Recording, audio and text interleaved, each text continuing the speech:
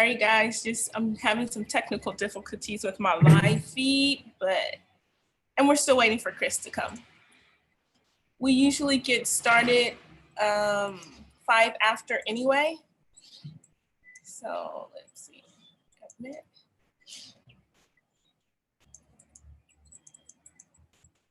Sorry guys, I'm having some technical difficulties with my live feed, and we're still waiting for Chris to come. We usually get started 5 after.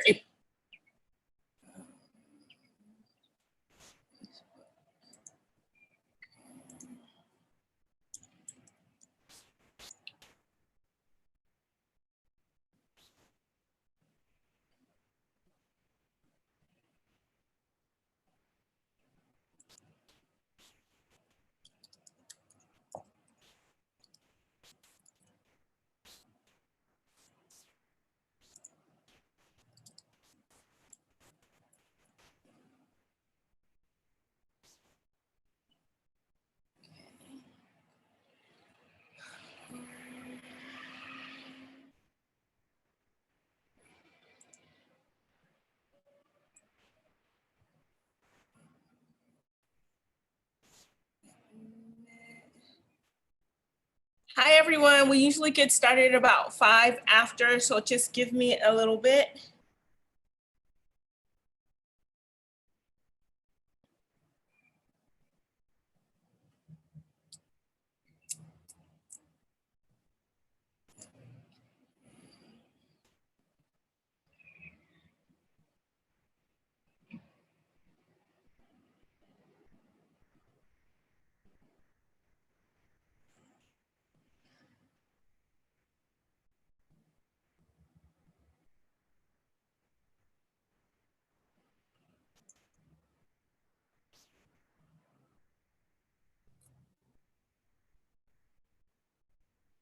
Hey, how are you?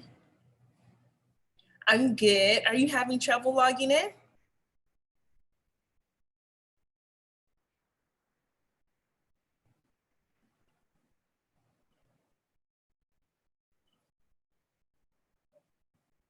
Oh, you know what? And it probably sent you a confirmation last time, so you would have just had to, it'll send you another one, or you could just check your inbox for the last confirmation. Because then that link is in there and it's tied to your name.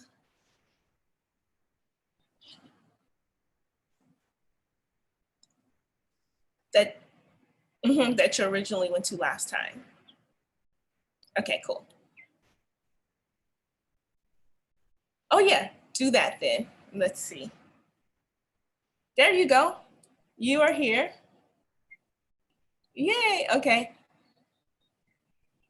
Yep.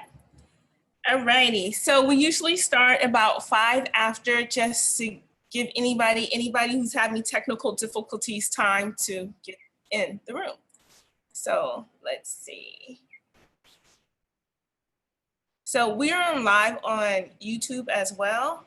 I was trying to go live on Facebook, but I was having technical difficulties.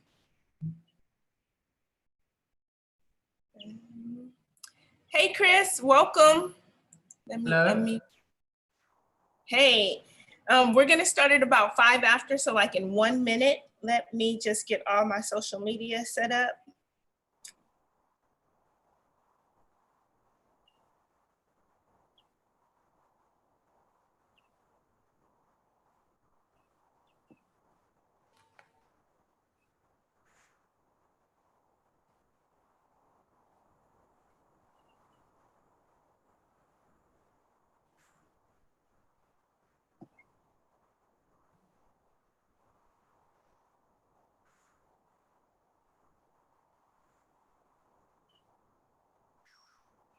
All right, okay, so it's 5 after and we will get started. So welcome everyone to the Blacc Study Group. Just a couple things. You can have it on speaker view or you can have it on gallery view, and you can find the settings up at the top in the right-hand corner, like if you look to your right, and either speaker view or gallery view. Gallery view, you can see everyone. And then speaker view, you'll only see the 2 people that will be speaking for now, which will be Chris and myself. I'm going to mute everyone after Chris and I have a short discussion, then everybody can jump in and they can actually ask questions if they want to. Some people have submitted questions by email. If you want to submit questions by chat, you can do that as well. Let's see. All right. So we are going to get started. Welcome, Chris. Thank you. Welcome to the Blacc Study Group. We have Chris Albert. Can you say your name for me so I don't mess it up? Albrecht. Albert, I definitely would have messed that up, but he is from Bouchard Finlayson, and I am so happy to have him here today. He's a winemaker. He works hand in hand with Peter Finlayson, and I'm super excited to have you here. I'm super excited to have you talk about Chardonnay, Riesling, and Pinot Noir. I know those are some of everyone's favorite grapes, and to tell us what's going on at Bouchard. So are you ready to get started? Yes, I am. Thank you very much. Thank you for inviting me. Yes, it's a pleasure to have you. So first of all, how are you? How are you holding up during this COVID-19 madness? I'm very well, thank you. We're in a very good position to be living on the farm. And fortunately, we were allowed to bring in the harvest to continue working. So it is a mad time and a troublesome time, but not far off the normal routine for me. I still come into work every day. We've just finished off harvest. So fortunately, all our fruit were in before lockdown. We had to press a few tanks early, but now it's just sweeping up and cleaning and actually starting to look at the new vintage wines. I mean, the old vintage, 2019, start prepping those to go to bottle. So no, I'm very well. Thank you. Good. Well, I'm glad that you are holding up. Before we get started, can you just tell everybody, because I did say that you were the winemaker, but can you tell everybody exactly what it is that you do at Bouchard? Yes, certainly. So I joined the company in December 2010 as Peter's assistant. And worked alongside him these last almost 10 years. In 2017, I was promoted to head production. But Peter, fortunately, is still part of the company. He's still the founder and the face of Bouchard Finlayson. So I'm still in a very fortunate position to have him alongside me. And I essentially look after the day-to-day running of the winery. This time of year, monitoring fruit, liaising with the farm manager to determine the harvest date and which blocks are brought in when. And then as part of the team, we're a team of 4 permanent cellar staff. We guide the wines through fermentation, maturation, and then essentially prepping for bottling the wines, labeling, and sending out the orders to our clients. In a nutshell. Wow. So you are the man then. Can you tell us what grape varietals do you guys produce at Bouchard? We have 10 varieties. We grow 10 varietals on the farm, mostly whites. So the bulk of our plantings are white. Sauvignon Blanc, Semillon, Riesling are the 4 white varietals. And then we also grow on the red front, obviously Pinot Noir is the largest planting of red we have on the farm. But then also Nebbiolo, Sangiovese, Mourvedre, Barbera, and Shiraz. And then we also purchase a little bit of Viognier that we don't grow ourselves, but that we grow 10 varietals on the farm. Now, are you blending in the Viognier? Do you guys have a 100% Viognier? Now, the Viognier together with the Riesling goes into a blend together with some Chardonnay into the Blanc de Mer, which is an aromatic white blend. So that forms about typically around 15 to 20% of the Blanc de Mer white blend.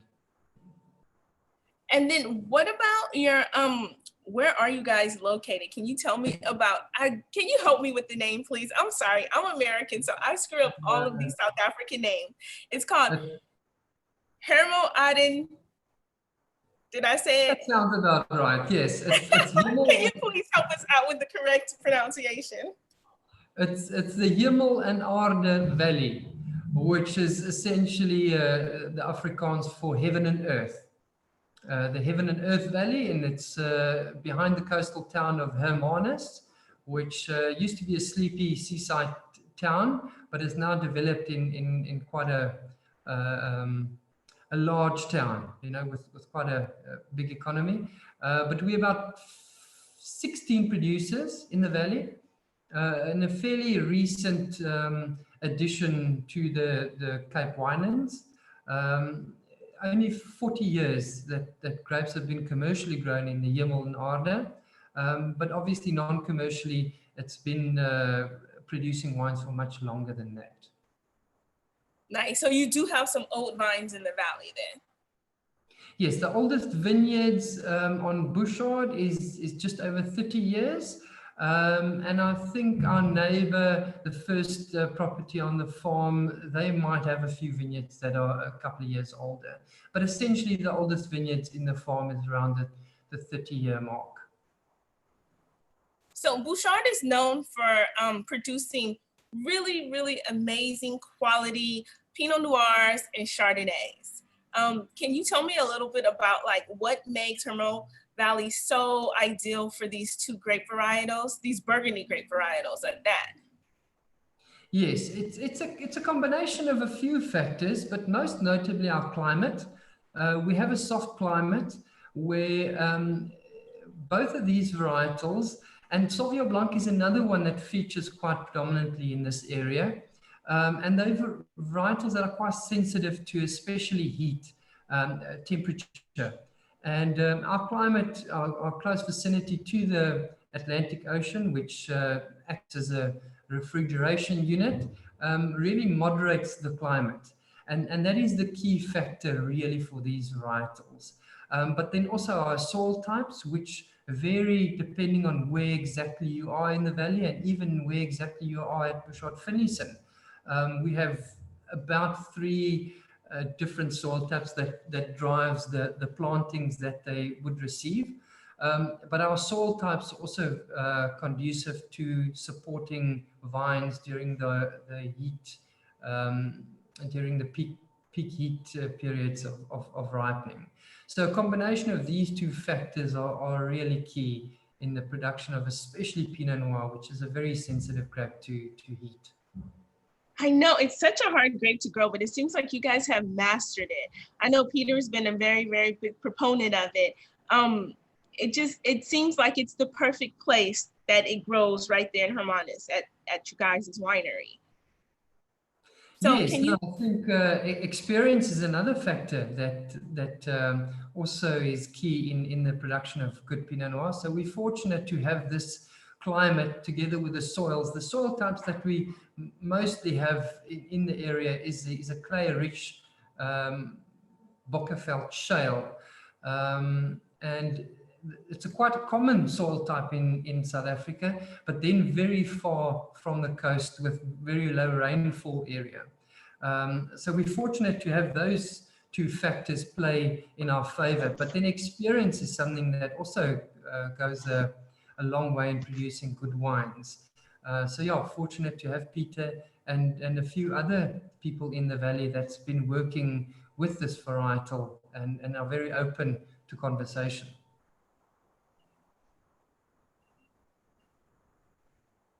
Can you give us a virtual tour of the cellar? So like, what kind of aging vessels are you guys using? What kind of press do you use? Just kind of give us a day-to-day rundown. Okay, so the winery is actually fairly small. We produce only about maximum 300 tons. But what works very well in our favor is that with this big varietal spread that we have, the time of ripening and the time of picking allows us to bring in this the amount of fruit that we do for the size of winery that we have. We ferment mostly in stainless steel, and that varies in open top fermenters where we practice punch downs, and then also closed vessels for pump overs. So both red and white in stainless steel fermenters. then in oak, we ferment a lot of Chardonnay in oak. So the whole Kaimansgat and Missionville wooded range of Chardonnays are fermented in oak. French oak of 2 different coopers. And then we have 2 400-liter terracotta Manetti Amphora, which are fairly recent additions. 2018 was the first year we fermented in that.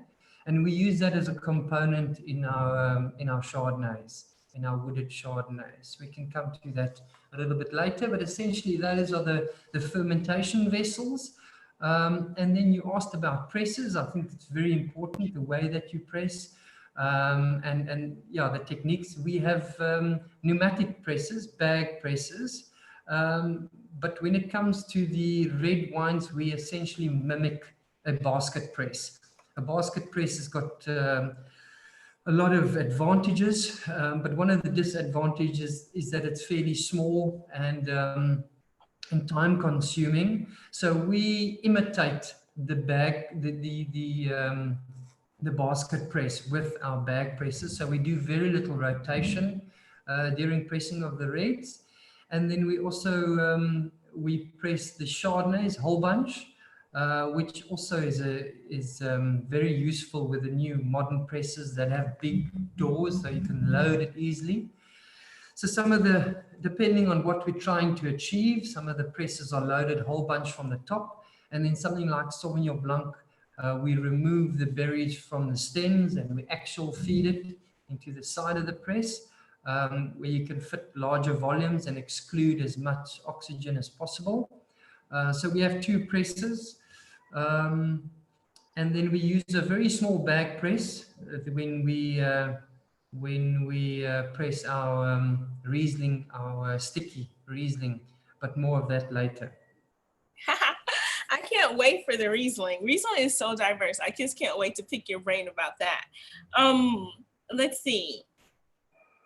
Can you describe the characteristics of Pinot Noir? Just because this is also meant to be part of our Blacc Study Group. And so we're studying like Pinot Noir right now, Chardonnay and Riesling. So like, can you just tell me a little bit about Pinot, because Pinot is not everybody's best friend.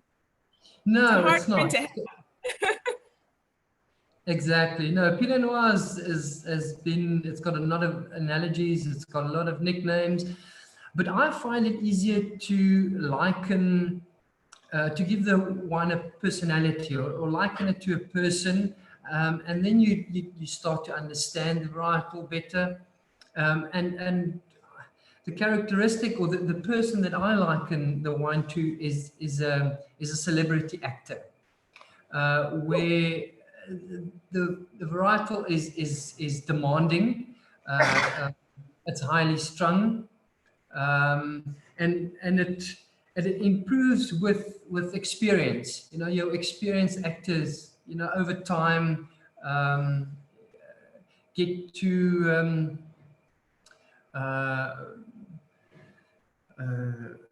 reflect the script very accurately.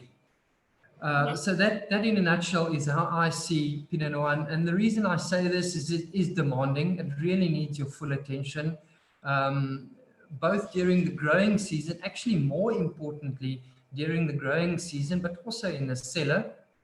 And it reflects the script. So it reflects the site where it is, and it reflects the condition that it is. If it's happy, it will show it. And if it's not, it won't. So, you know, there's very little midway for Pinot Noir. If it's good, it's really good, and if it's not, then it's typically quite poor. I don't know if that makes any sense. No, that makes a lot of sense. That makes perfect sense. Can you just really quickly think of a year, a vintage that's been better than another vintage, or how do you think this vintage 2020 is going to turn out? Certainly, we've actually been very fortunate to be in a good run when it comes to vintage conditions. From 2015, 16, 17, 18, 19, they were all better than average. Drier vintages, which is really key during Pinot Noir. You want a cool and dry growing season, especially towards the end, with Pinot Noir being a very thin-skinned, tight-bunched cultivar, you don't need a lot of excess moisture during the final phases of the ripening period. And 2014 was a challenging vintage in that sense, where we had a lot of rain midway through the picking of the Pinot Noir. And 2020 had some aspects of that, where it was quite a moist vintage, not quite in such large volumes as we had in 2014, but there were continuous bouts of rain which interrupted the ripening of the varietal. And the timing of the pick is very crucial in Pinot Noir. The picking window, especially in South Africa with our warmer climate, is much smaller than many other varietals. So I would say 2020 is still a little bit early to say. I'm very happy how fermentation has progressed and what the wines are looking like at this stage. But the exact date of picking was quite challenging during 2020, more so than, for example, 19 and 17, which were near perfect conditions. Now, when you say South Africa specifically, do you mean that because sometimes this weather is so bipolar, so sometimes the weather can just spike up really hot? One day it can be cold, the next day it can be super hot, the next day it could be cold. Is that what you mean, those spikes in the temperature? Yes, definitely heat spikes, certainly. But on average, our climate is warm rather than, or hot rather than warm in an international context. So we have to work with our microclimates in the vineyards and cropping levels, to moderate those factors. And what about, you had mentioned that the berries or the clusters were like tightly bunched together. So that makes it very susceptible to botrytis. Do you guys do any sweet or dessert wines with your Pinot Noir? No, we don't. At this stage, we don't have enough Pinot Noir really for the demand on the wines. So we essentially try and keep everything as healthy as possible. But on that note, we are in experimental phase with a sticky, with a vine dried, straw wine styled wine, but that is based on Riesling. So it's very small volume and it's potentially not a commercial venture, but it's not a botrytized product, but we do dry about a ton of Riesling every year that we press and we've been aging. So this is the third vintage that we've made it, and we're looking at putting something together this year. Oh, I can't wait. I hope I'm on that special VIP list. Let's see. Let's talk about Chardonnay. First, let's see if anybody has any questions about Pinot Noir before we move on to Chardonnay. If you have any questions, just like raise your hand and I will unmute you, or you can just, let me change my view right quick, or just type something in the chat. Okay, let's see. Yeah, yes, you're unmuted. Galaxy 8, you don't have your name up, so. Oh yeah, I'm sorry. Hi everyone, my name is Lorid. I work at Utopia Dining Elevated. I just wanted to ask regarding the Pinot Noir. Actually, it's actually one of my favorite varietal that I really like. And how do you relate your Pinot Noir to Burgund style?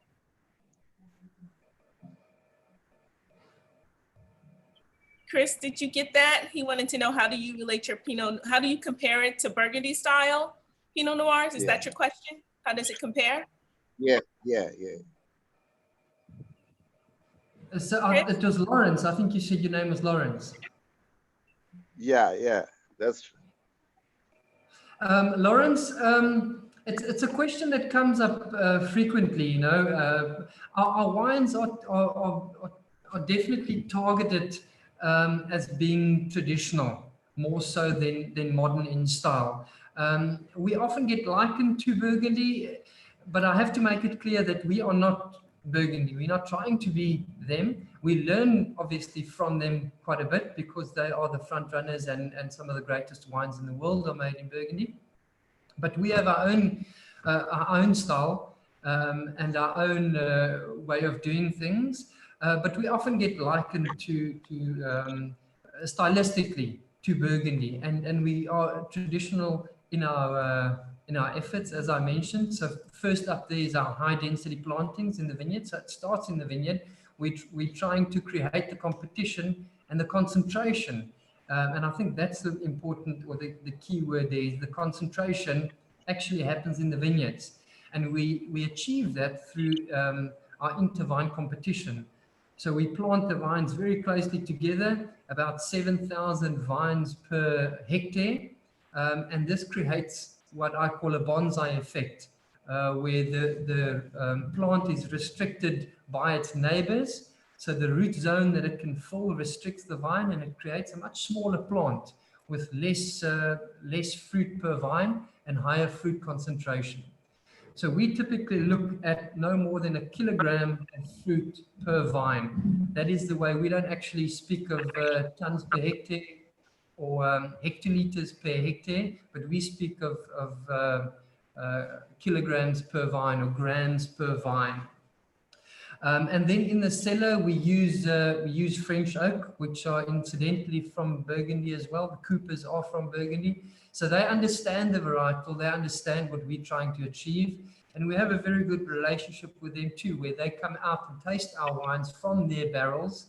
And then depending on what needs to be adjusted, whether it be toasting, or even the size of the barrels. We've also experimenting with 450 liter barrels opposed to the traditional 228 liter piece. So I don't know if I'm really answering your question, but we take the best from what Burgundy has to offer and what other parts of the world also has to offer, which are probably more in line with our climate and our soils. But in the end of the day, you have to look at what the conditions and the fruit that is in front of you.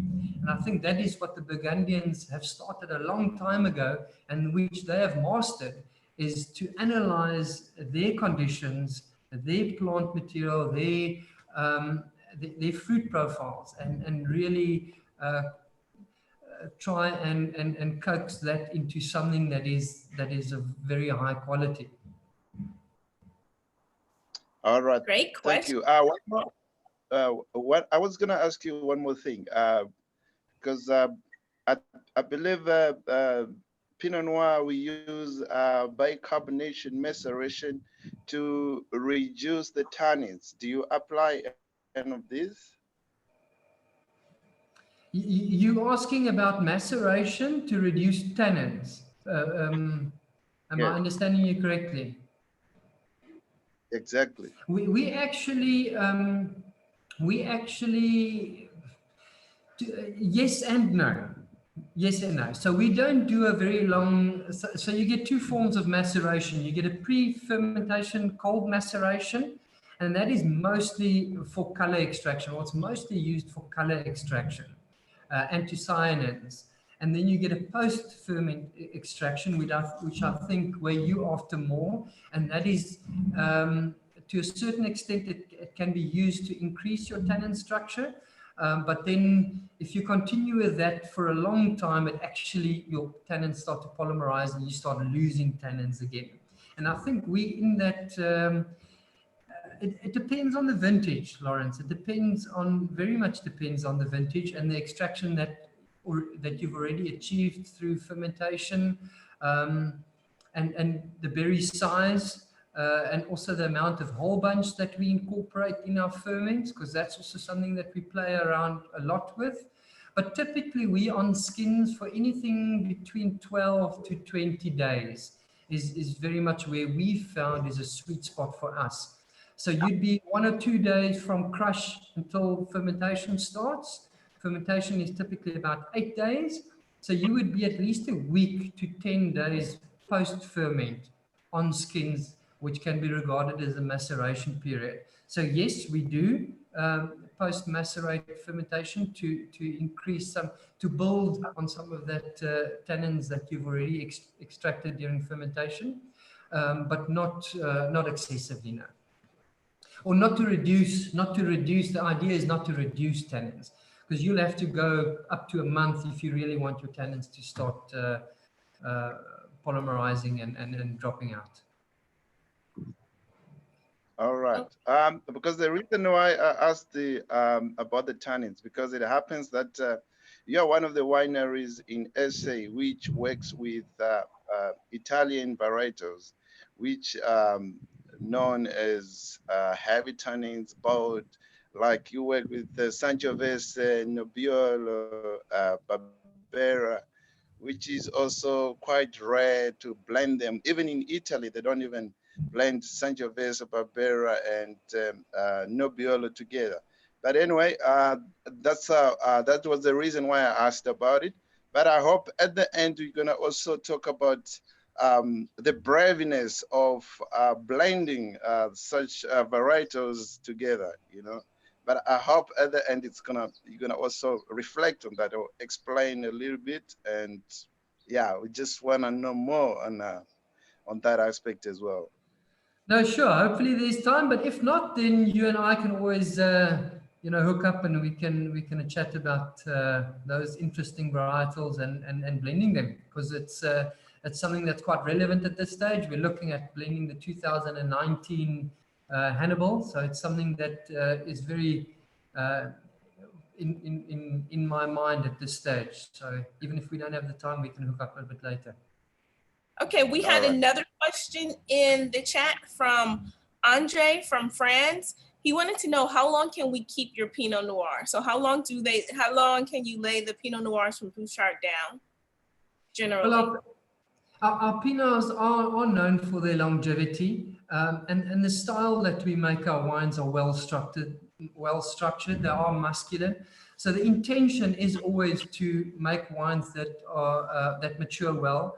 But then, you have the catch-22 today where people want to drink the wine this week on release, but they also want to keep it for 10 years. It's a bit of a difficult one. But it depends on two things, really. It depends on the vintage, where certain vintages are more prone to good aging. And then also it depends on the person itself, where some people prefer more primary fruit on their wines, and others don't mind tertiary flavors, or actually are rewarded by tertiary flavors, developmental characteristics in wine, where the wine it turns more musty and showing more of the forest floor characteristics. So it depends on the person itself and also on the vintage, but rule of thumb, at least 10 years. Safely 10 years, I think the wines will reward you. If sell it correctly, easily 10 years. All right. Now, can we talk now about the queen of white wine, Chardonnay? So Yes, can you talk a little bit about your Chardonnay styles? I know that you have two basic styles that you make, very lean, stainless steel style, and then a very rich, full body oak Chardonnay. So can you just tell us a little bit about Chardonnay? Yes, sure, Tony. And again, giving the wine a personality helps with understanding the varietal. And here, Chardonnay, I would liken to a wealthy homemaker. I think homemaker is the PC for housewife nowadays, where the wine requires both attention and tension. Attention more so in the vineyards, where it's a varietal that you have to keep your hand on in the vineyard, and tension more so in the winery, where I refer with tension, I refer to the acidity, salinity, that freshness that is always a hallmark of great Chardonnay. So yes, two styles. We have two wooded Chardonnays. The one is made exclusively from grapes grown on the estate, and the other one is made exclusively from purchased fruit, which we have a very long-standing relationship with the grower. That is the Crocodile's Lair Chardonnay or Kaimansgat, which actually predates our own fruit in the cellar. So we've been working with that vineyard for more than 20 years. And then a combination of those two, we also produce an unwooded Chardonnay, which is actually a lot harder to produce than one would expect. Unwooded Chardonnay is not really an easy wine to produce if not made from good grapes. And why is that? Is it because you have to play around with the acidity, or why is the one made and aged in stainless steel a little bit more difficult than the oak? Well, the thing is, Chardonnay has very little varietal character, and if you don't have good concentration, or if you're overcropping your vineyards, the wines tend to be insipid and lean and lacking a character, which is often filled by the oak.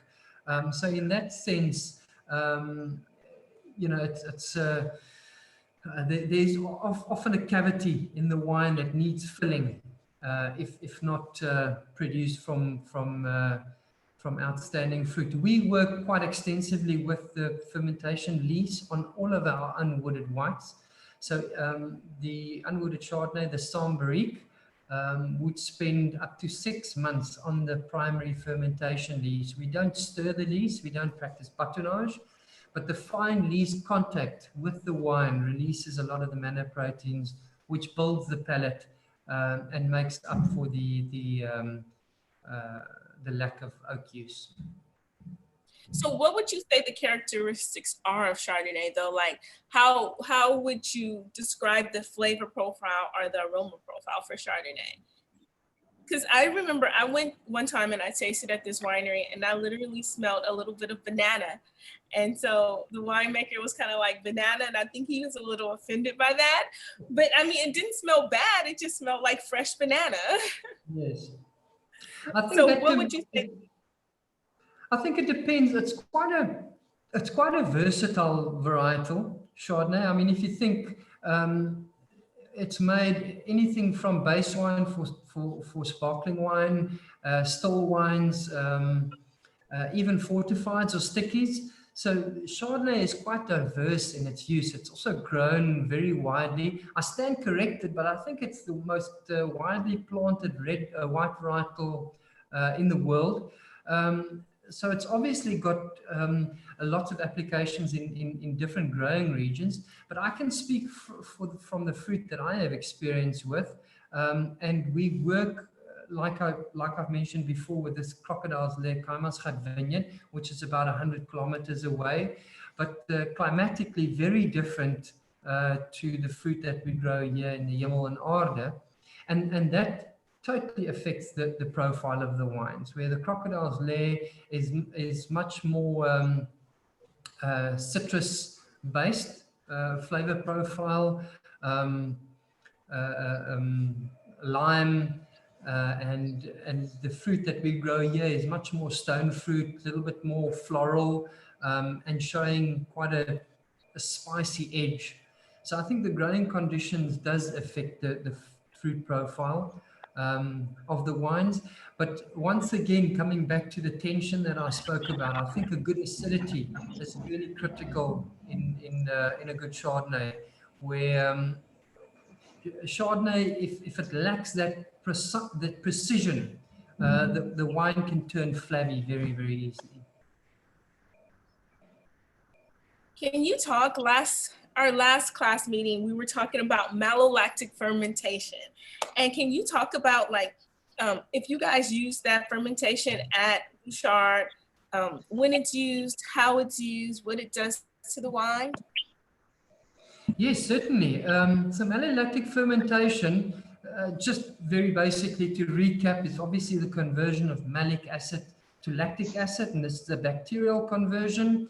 CO2 is one of the byproducts, and there are other byproducts of the malolactic fermentation, some positive and some negative. But it's a form of stabilization, where your acids are actually where lactic acid is more stable than malic acid, but it's also a less acidic acid. So you're actually losing acidity by this conversion of malic acid to lactic acid. We practice on all of our red wines and most of the wooded Chardonnays. So once again, it depends on the vintage. Some vintages we don't do full malolactic fermentation. And of late, the last 3 or 4 vintages, we averaging around 70 to 80% malolactic fermentation on our wooded whites, on the Mission Vale and the Crocodiles there, where our unwooded whites, Sauvignon Blanc and the Sambury Blanc de Mer, we prevent the malolactic fermentation by the addition of sulfur and the reduction of the temperature. So the malolactic fermentation happens naturally. Yes, it can. Not under all conditions. Ours, we are fortunate that mostly it happens naturally. So it's a bacteria that is, or various bacteria, strains of bacteria that allows this fermentation. So mostly it's Unococcus, which is the most beneficial. It's got the least, it produces the least off flavors and the least trouble, acetic acid and the likes during the process.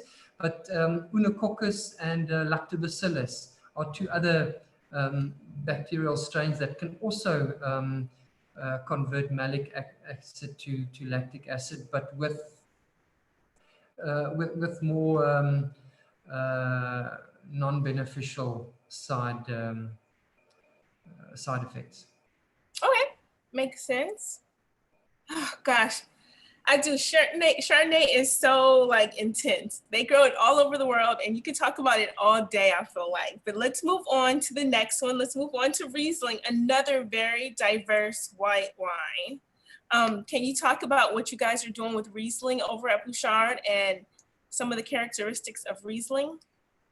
Yes, certainly. Our Riesling, I have to point out firstly, is a component in a blend. And so we view it obviously from that point of view. We don't bottle Riesling as a single cultivar. So it forms about typically around 60% of the Blanc de Mer. So it is the frame essentially of the Blanc de Mer, and we harvest it fairly early, and we harvest it for its acidic properties. It does over time with development in bottle give some of the kerosene characteristics that is typical of the varietal. But it's blended with Viognier, which is picked very late and gives a lot more fullness and floral aspects to the blend. And then those 2 varietals essentially form the basis of the Blanc de Mer. And then the Chardonnay is the glue that brings the 2 together, the middleman, if you like. What would you say the blend is like? Is it like 50% Chardonnay and then like 25 and 25 for the Riesling and for the Viognier? Or No, it's mostly Riesling. So it's at least 60% of the blend is typically Riesling. Okay. And then about 20% typically Viognier, that is a purchased component. And then around 10 to 15% of Chardonnay. So the majority of the wine, 75 to 80% of the wine are the 2 aromatic varietals, which really drive the style. The Riesling more from a frame, from a acidic point of view, as I mentioned, but it's got some aromatic properties as well. But the aromatics are mostly driven by the Viognier, especially initially in the first couple of years of the blend. But I find Riesling a very interesting varietal. It's quite a pleasure to grow. It's not as finicky as Pinot Noir and Chardonnay in the vineyards. And the natural acidity, especially in South Africa, is something that a lot of winemakers approve of or appreciate. But it's a difficult varietal under our climatic conditions. I think the guys in Elgin do a great job. I think there's some great examples of single cultivar Riesling coming from there, and even in some other pockets. But it's really a varietal. I think if you want to do it well, it demands a cooler site to retain some of that natural acidity. Very cool. I can't wait to taste it. I can't wait till this lockdown is over with. Are you guys actually taking orders during the lockdown? So like if I wanted to order wine now for delivery later, could people do that? I think we can certainly be in contact, and we can jot you down. At this stage, we are prevented from sales in South Africa. Okay. But I mean, taking an order is one thing. Yeah, Yeah. it's just we can't guarantee when you will see your wines, but we certainly won't forget you. So if you want to place an order, we'll happily receive your email.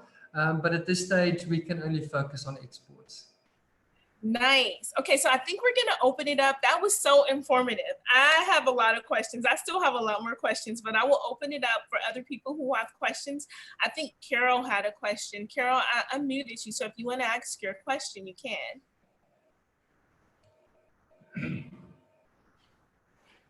Oh, wait, I thought I unmuted you. Hold on for one. No, you're...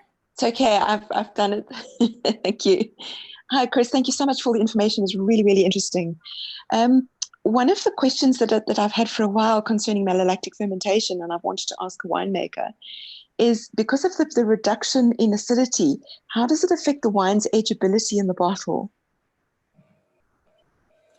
Carol, that's a very interesting question. Thank you so much. That would depend on your starting acidity, obviously. So a lot of winemakers would actually, even when you start sampling the vineyards, prior to picking the grapes, you have to start thinking about this. And some vintages, acidities are higher than others. Personally, especially the varietals that I look at potentially going through malolactic fermentation, I look at the percentage of malic acid versus total acidity. And if that falls in a certain bracket for that vintage, then I know I can at least consider malolactic fermentation. But you have to keep your eye on the levels of your starting out level of acidity. And you know, acidification is something that is also very contentious and often discussed, and I think to a certain extent misunderstood, because I think acidification at the right time, if needed, it's much more beneficial than saying, listen, our approach is totally natural and we don't acidify. And therefore, we would rather bottle the product as it is than having acidified at the right time with the right form of acid, because there are also various forms of acids that you can add.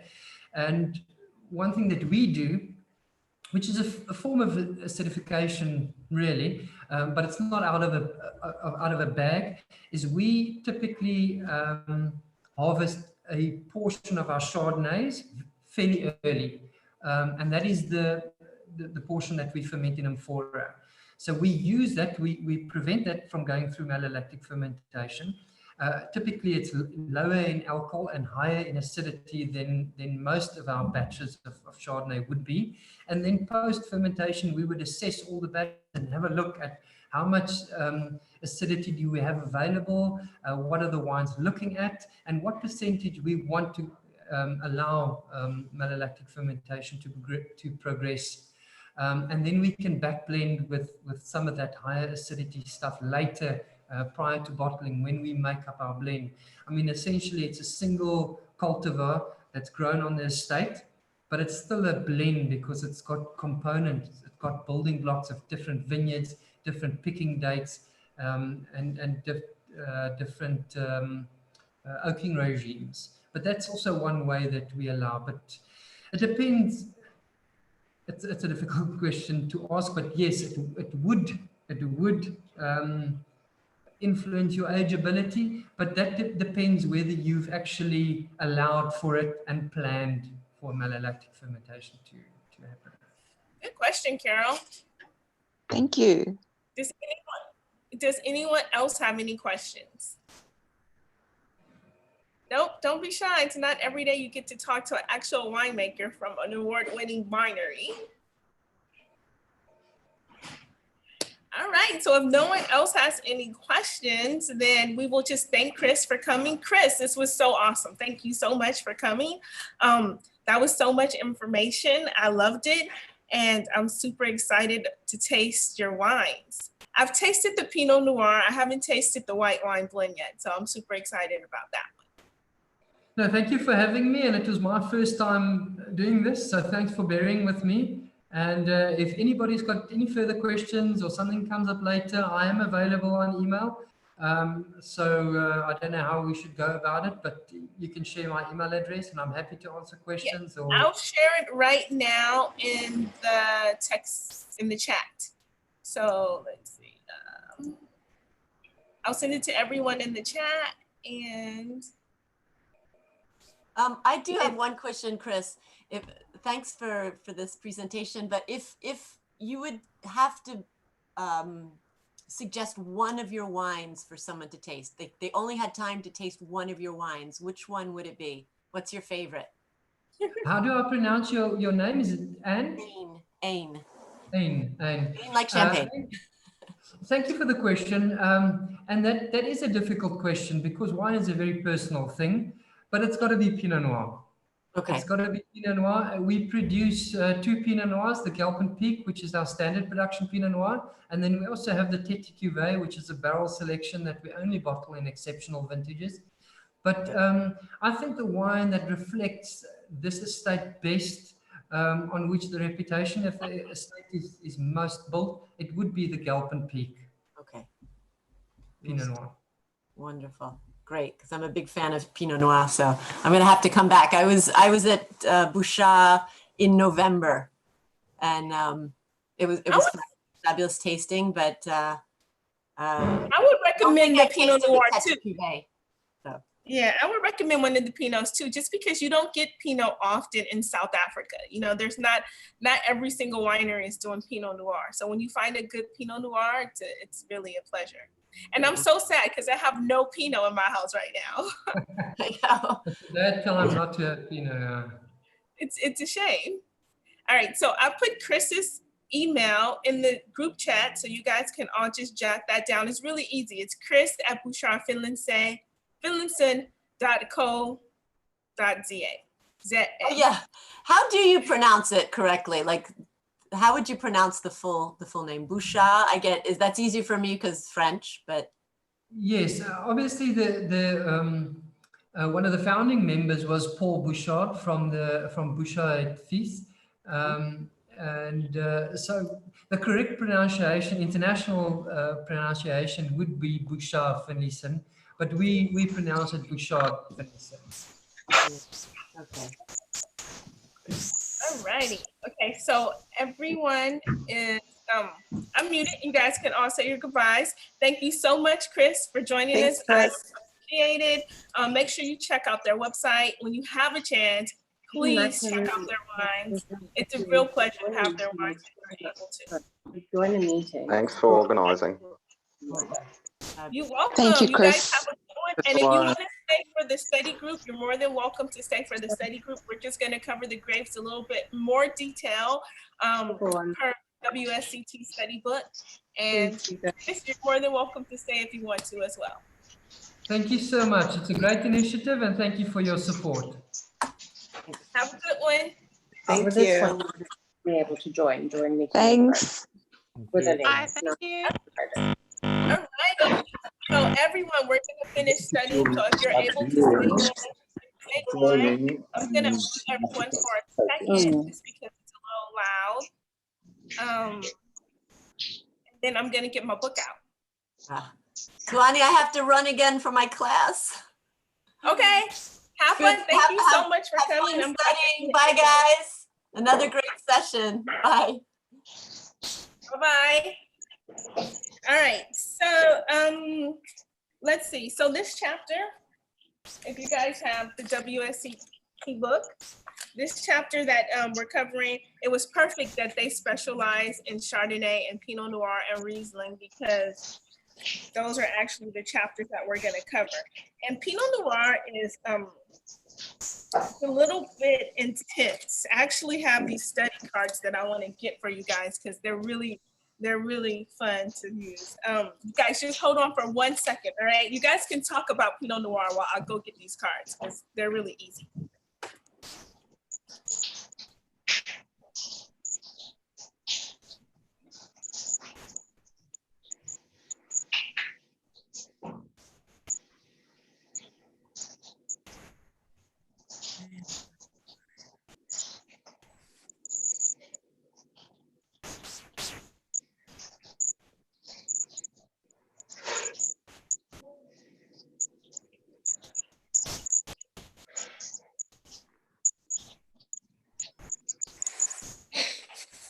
All right.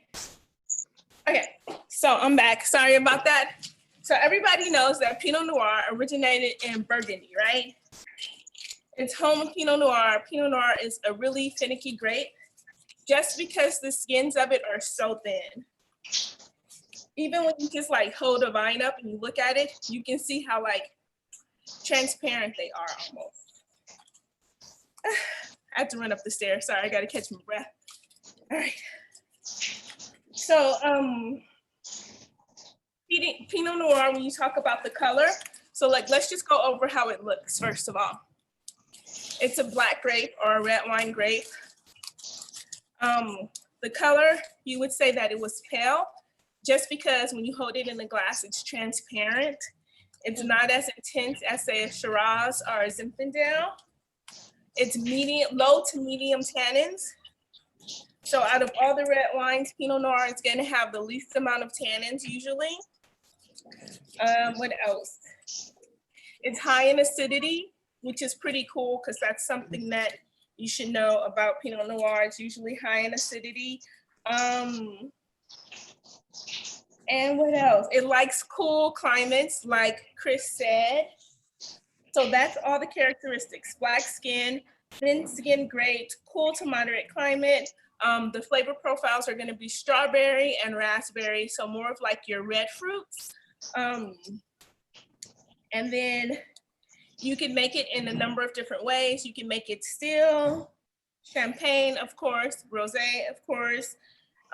When it ages, it gets these aromas of like mushrooms and forest floor. And sorry, I keep looking at my book because I'm just going over the notes in the book. Important regions for Pinot Noir. Of course, it's going to be Burgundy. It's going to be Burgundy, California, New Zealand. But let's just talk about Burgundy, right? Because Burgundy is the most important region. And literally, Burgundy, we can use this whole hour to talk about Burgundy. But I made these things, they're really cool. They're like note cards. And I know we can't all like run out to the store and get index cards. So I just use like my old wine boxes to cut up note cards. And usually I just lay them all on the table and then I just kind of do like this word association. So like, for example, gosh, I think they're all mixed up. So I might not be able to use them today because they're all mixed up with the Rhone Valley. Oh man. All right, so anyway, we'll just continue with our study. So we're talking about Burgundy, so France. So when you have Burgundy, you have different kinds of levels. So you have Burgundy AOC, you have village wines. I'm sure somebody with the French accent could say that a lot better, village. Village wines, you have Premier Cru and Grand Cru wines. And so that's what you have in France Burgundy, right? So your Burgundy wines are going to be young and fresh. They don't, it's called Bourgogne. Somebody could say it right. Who could say it better? Nobody? Okay, you guys know what I'm talking about though, right? All right, so those are going to be your young, your fresh wines. Those are usually going to be like inexpensive wines. And when we're talking about Burgundy, we're talking about like the AOC, right? So like the area that they assign to this. So those, if they have that on the label, those are going to be your least expensive wines. And then you have the village wines, the village wines. And these wines are a little bit more up in quality.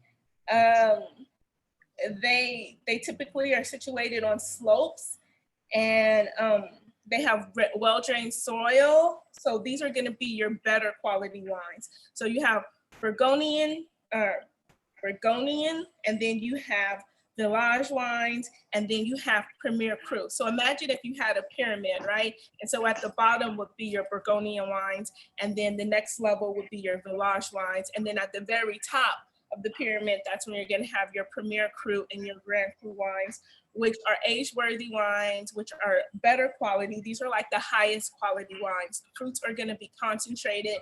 The vines usually are always on slopes. They come from very good areas. This is where you're gonna get the more complex flavors. So you're not gonna get just simple fruit flavors like raspberries and strawberries. You're gonna start to get more like baking spices, like cloves. What else about them? So they're age-worthy. They have more concentrated fruit, more complex fruit aromas, and they're just higher quality. So there's 3 different categories for French wines, for French Burgundy wines. And then the next region is gonna be California, right? So, well, not California, but the USA. There's more to the USA than just California. And California is one of the largest wine regions. And so in California, you're gonna get Pinot Noirs, mostly from Sonoma Coast, Napa Valley, Caneros, which is a city that's actually shares a border between Napa and Sonoma, but it's a cooler region. So people typically think of California as a warm climate, and it is warm climate, but this particular area, Carneros, is cooler, and that's where you're gonna get the Pinot Noir, and you get the influence of the Pacific Ocean. Santa Barbara County is good for Pinot Noir as well. And the Pinot Noir that comes from California, typically it's gonna be more ripe fruit. So it's gonna be ripe strawberries, ripe cherries. It might even be a little bit cooked if you go further south, like Santa Barbara County. It might be a little bit more like overly ripe, like cooked flavors.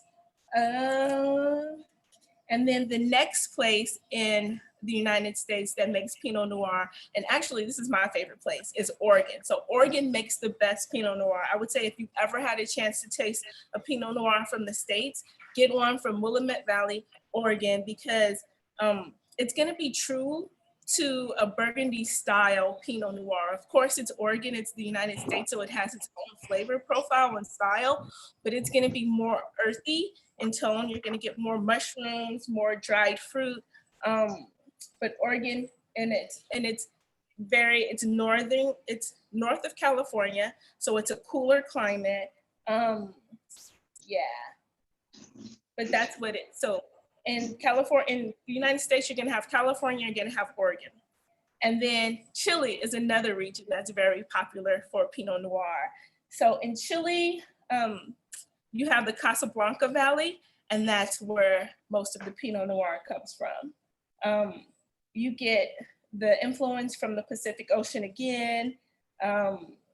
What else? You get more cooked strawberries in this region. So just think about it. It's a cooler region, but it's further south. So you still get like that sun, that ripeness, overly ripe fruit, cooked fruit.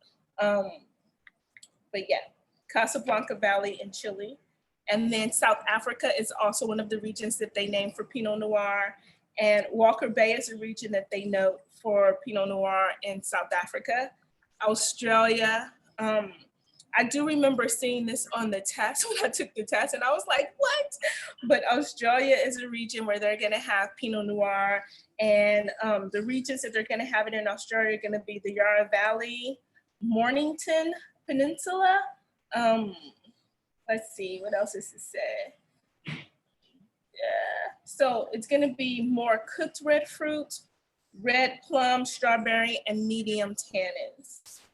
And then New Zealand. New Zealand is the last region that they note in the book for Pinot Noir. So in Pinot Noir from New Zealand, you're gonna get, let's see, you have the 2 regions. You have Martinborough and you have Marlborough, which is really confusing, but just think of the two boroughs. So you have Martinborough and you have Marlborough for the Pinot Noir. And then you have Central Ortega. So those are the three regions that you're gonna have in New Zealand. And I think that you should really memorize that, because I do remember seeing that on the test, these silly regions, small regions. But yeah, so that's it for, oh gosh, that's it that they have for Pinot Noir. Let's talk about, so I didn't even need all my new, these note cards are actually when you just want to talk about just Burgundy only anyway. So I'm gonna put these to the side. You don't need these note cards right now, all right? But let's talk about Chardonnay. So let me go, and that was chapter 6 in the WSCT book. So if you guys have the book, you guys should just go back and read through it, because the whole point of the study group is to help with the test if you haven't taken the test, or if you have taken a test like me, just to kind of memorize the stuff. But let's talk about Chardonnay. Let me go to that chapter.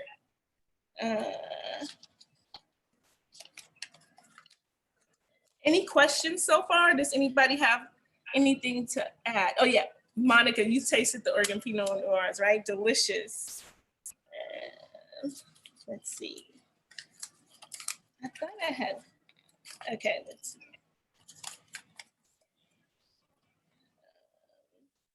I'm almost there, just bear with me. Pinot Noir. Thibaut, Zinfandel, we talked about Zinfandel. Riesling, here we go. Okay, so Riesling, like Chris mentioned, Riesling is one of these grapes that needs like a cooler region, right? So Riesling likes cold weather just because Riesling is known for being high in acid, so it's a very acidic grape. And you get that acidity from the colder regions. But let's see, characteristics. It's fruity, it's acidic, it's aromatic. So if somebody asks you to name one of the aromatic white wines, Riesling is definitely one of them. I'm to everybody. Okay, everybody's unmuted. Let's see. It's acceptable to botrytis, noble rot, which is perfect because it makes really great dessert wines. So it's ageable because of the acidity, because of the acidity. It's dry to sweet, light to full body. Ça mange, tu veux que je te fasse du boulgour à la méditerranéenne, hein? Ah, tu veux pas? Non, mais je te demande si tu veux que je te fasse du boulgour. I'm gonna mute everybody because somebody had their phone on. I'm not sure who that was. Okay, so let's see. You can freeze it so you can get ice wine from Riesling. And the flavor profile is green fruit, apple, pear, citrus, like lemon and lime, extra ripe flavors. Extra ripe, like grapes give you more like dried stone fruits, like peach, apricot, tropical fruits like mango and pineapple. So yeah, so that's the characteristics of Riesling. And then, let's see. I'm just gonna add, okay. And then let's see. We talked about how you can age it. Important regions. So like, I feel like the most important region, like the region that does Riesling so well is going to be Germany, right? And so in Germany, you have a couple cool, important regions like in Germany, right? So of course you have the Moselle, and it's the most northerly latitude of all the wine regions in Germany. It has steep slopes. There are southeast facing slopes right off of the Moselle River. So what happens with the slope, because it faces the sun, so it gets all the sun during the day. And then Germany is a colder region, so gets all this sun, and then it's able to like collect all the heat and then release the heat at night so the grapes don't freeze. So that's why that is important, the Moselle region, and that's why it makes such good Rieslings. And then the Rheingau, I know I'm saying this wrong, you guys have to excuse me. In America, we only speak one language. The Rheingau, so the Rheingau, let's see. It also has steep south-facing slopes on the north bank of the River Rhine. These wines have more body than the ones from the Moselle. So the Moselle, just think about it. If it's further north, then it's gonna be cooler, which is going to make thinner bodied wines, like thinner wines. But as you go a little bit further south, then you're gonna get more full bodied wines. So these have a little bit more body than the ones in the Moselle, because the Moselle is typically super high. So these are dry, medium bodied. The Rhine River is like what influences them a lot. And then the next one you have is oh my gosh, somebody help me out. It's spelled P-F-A-L-Z. Pfalz, do you not say the P, Pfalz? I'm gonna unmute everybody. Who knows how to say that, Pfalz? I think you got it Please, right. could you spell it again? Yeah, it's P-F-A-L-Z. Pfalz. Yeah, false. Pfalz, Pfalz, yes. I have my little Southern American accent coming out. Okay, so that one is going to be medium bodied as well. It has a longer growing season. And let's see, the mountains to the west, that's right. So basically it's just saying that they're dry and medium bodied. So I think the most important region is gonna be the Moselle for Germany. And then you have France, of course, because France is always a really important region. So in France, the region that's known for Riesling is really easy. It's Alsace. Alsace, however you say it, A-L-S-A-C-E, Alsace, AOC. It's near the Vosges Mountains. It has the driest and sunniest wine producing region in France. So the growing season is very long, and probably because it doesn't rain as much, so probably just takes its time just ripening. And they produce. Can you mute Galaxy for us? Repeat what? Can you mute the Galaxy phone for us so we can hear you? Oh, is that who's making all the noise? Thank you. Okay, done. All right, and so let's see. So the flavor profiles: ripe citrus and stone fruits, vibrant blossoms aromas, medium bodied with high acidity. So I think it's key to just realize all of them are saying high acidity, high acidity. And then when it ages in the bottle, it ages very well, and then you get honey and you get dried fruit. And then when it's labeled, the vines that are labeled Vendange Tardives, Vendange Tardives, V-E-N-D-A-N-G-E-S. We talked about that last time because remember it was on the quiz that we took, Tardives. So that's basically late harvest, and that's what they're known for in Alsace, is the late harvest Riesling. All right, so let's see. And then the last one. So they named 3 important regions. They named Germany, France, and then Australia as important areas for Riesling. So Riesling in Australia is going to come from Eden Valley and Clare Valley because they have higher altitudes in Australia. So Australia is usually very warm, so the higher altitudes are going to be these 2 areas, and they produce dry style Riesling with aromas of lime, peach, blossoms, and petrol. So you'll get that kerosene, that gasoline, which is a characteristic of Riesling. How many people have ever smelled that in a Riesling? I have, especially aged ones. All right, so that's it for Riesling. Another quick chapter. Now I'm just gonna find the chapter for Chardonnay. Here we go. Yes, okay.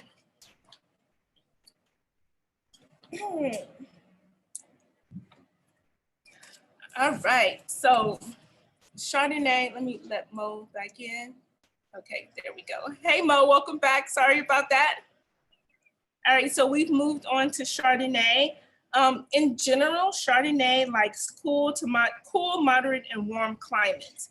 I call it the queen of white wine because a lot of people do, because it's grown all over the world. Like almost every city, every wine country that you go to, they're gonna have Chardonnay. It's a dry white wine usually. It can be inexpensive or it could be expensive. Chardonnay, it just depends on the climate, like Chris has said, where it's grown, right? He used a really good example because they have Chardonnays from 2 different regions, the ones that they grow at Bouchard and then another one that they grow at another wine farm. But if it's a cool climate, the Chardonnay is gonna be very high in acidity. It's gonna be light to medium bodied in flavors. You're gonna have flavors of green fruits, green apple, pear, citrus fruits like lemon and lime. Wet stones, and I think that this is very key because I think that Chardonnay picks up like the terroir a lot. And then in a typical, like if it's grown in a medium to moderate climate, the Chardonnay is gonna be medium bodied, it's gonna be high in acidity, medium to full bodied. The flavors are gonna be lemon, stone fruits like peach, and sometimes tropical fruits like melon. And then you have Chardonnay from a warm climate, kind of like Chardonnay from California, that's gonna be full body, medium in acidity, dominant flavors of stone fruit, peach, tropical flavors like pineapple and banana. So I think you get that same flavors for the most part in South Africa, because a lot of South African Chardonnays that I've smelled, especially from like Stellenbosch, I smell a lot of banana. Not a lot, but like a hint of like fresh banana and pineapples. All right, so they talk about in the book malolactic fermentation, which he covered, and I think we are all experts on malolactic fermentation now. We know that it's a bacteria fermentation. We are so good on that. So we don't have to talk about that. They usually age it in oak. Sometimes it's aged in stainless steel though. Important regions are gonna be Burgundy, France, and again, you have the Bourgogne region, which is the ALC, which is gonna be at the bottom of the pyramid. And then you have Chablis, which is another ALC. And then you have Côte d'Or, you have Mâconnais, you have the south of France, and all of these make different styles. So in the Bourgogne, remember that's gonna be your like least expensive Chardonnays. And then Chablis, this is actually a village appellation. So it's gonna be a little bit higher quality. High acidity, Chablis usually is. They also have some Premier Cru and some Grand Cru in this ALC. And then you have Côte d'Or, which is gonna be more moderate, like that fruit flavors are ripe, but they're like moderately ripe. You have peach, melon. It's not gonna be as acidic as the Chablis. It's gonna be more rounded. And let's see. Then you have Mâconnais. Mâconnais is a sub-region in the south of Burgundy. So just think about it, you're going further south now. So you take Burgundy and you're going south. And so what happens when you go south? It's gonna get warmer, right? So like when you're in the Northern Hemisphere, it gets warmer when you go south. So then you're gonna have more tropical fruit flavors. You're gonna have more full-bodied wines, concentrated fruits. And then you have the USA. So then you have California, which is known for Chardonnay. I think California is known for like overly malolactic fermentation wines, but I'm not gonna be hard on California because we make them really great now. That was probably that was in the 80s. But again, Caneros, Sonoma is a region known for their Chardonnay, Napa Valley, of course, Santa Barbara County. So pretty much the same ones that you have for Pinot Noir. It's gonna be Sonoma, Napa Valley, Santa Barbara County, with Caneros being a key city for the Chardonnay, and then Oregon again. And I think because these regions that they're talking about, or these microclimates, have the same microclimates as Burgundy in France. So Oregon is another region that they mentioned. And then Australia, they just mentioned you have a lot of Chardonnay from southeastern Australia. Sorry, I'm trying to let Nick in right now.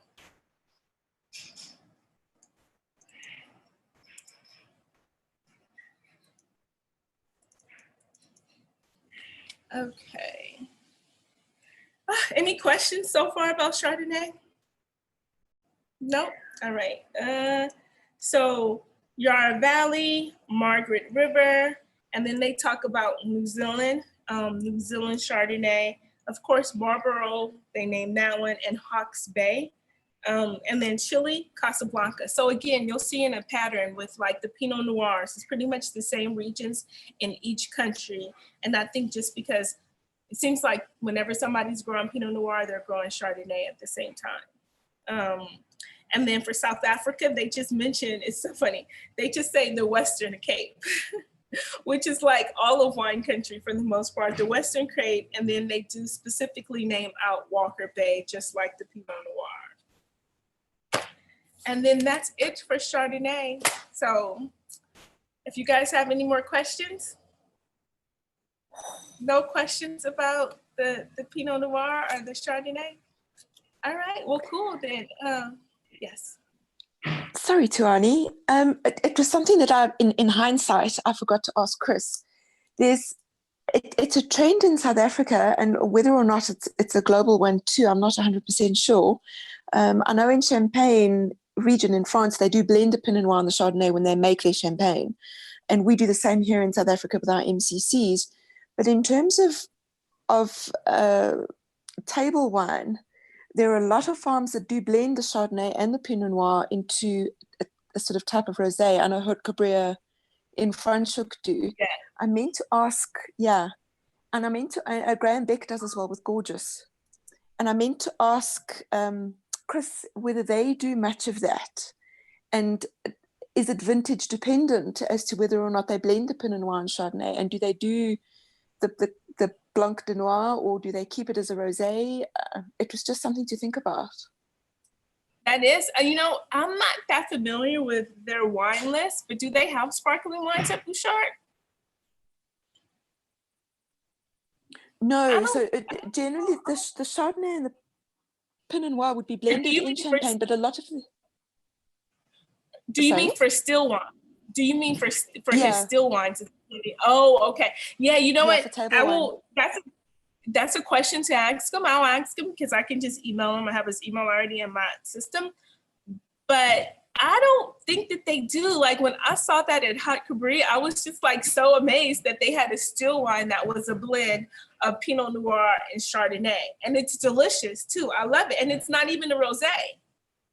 Yeah, I love that wine. And it's very unique, but I haven't really seen that happen at any other, I haven't seen that happen at any other wineries. Yeah, but I will ask Chris if they do that. Thank you. And get back to you. I'll let you know on Thursday. Perfect, thank you. Any other questions? No, okay, well, cool. Thanks you guys for joining. Thanks for staying in here for the last hour, 20 minutes or so, and have a good one.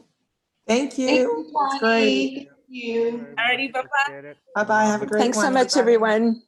Thank you. Thanks, Tony. Bye-bye. Thank you. I got up today. It was great. Well worth it. Bye-bye. Bye. Bye. Thank you, Tuani. You're welcome.